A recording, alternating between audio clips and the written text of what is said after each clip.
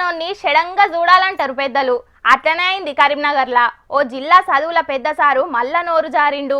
చదువుల మీద మాట్లాడు అంటే సంసారం ముచ్చట్లు చెప్పేటాళ్లకు ఇప్పుడు అందరి నోళ్ళల్లా నాంతాండు.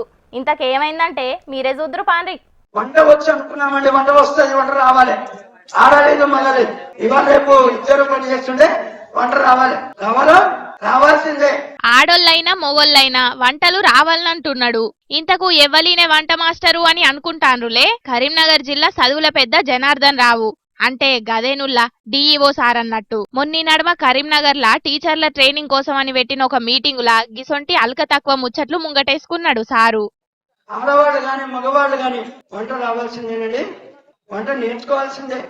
రేపు పొద్దున భవిష్యత్తులో మీ పిల్లలందరికీ చెప్పండి, ముఖ్యంగా అబ్బాయిలే చెప్పండి, వంట రాకపోతే మీ ఆవిడ ఉంటదిరా బాబు లేచిపోద్దని.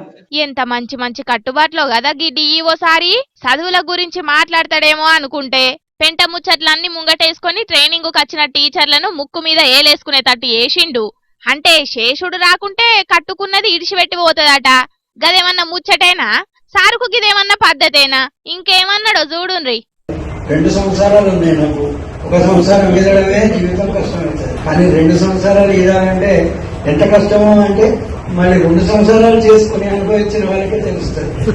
ఇంటన్ రానుల్లా ఎంచుకున్న రాగమేంది, పాడే పాట ఏంటిది అన్నట్టు సారు పెట్టిన మీటింగ్ ఏంటిది, సారు మాట్లాడే ముచ్చట్లేంటి. అయినా డిఈఓ అయినా జనార్దన్ రావు సారుకు గిదేం కొత్త కాదట. తీయుండ్రి. సిగ్గు లేదా అనే జీడిగింజ అంటే నల్లగున్న నాకేం సిగ్గు అన్నట్టు గిసొంటి అల్క తక్కువ ముచ్చట్లు సిగ్గు తక్కువ పనులు చేసుట్లా ఇదివరకు అట్లనే పేరు వేయండట.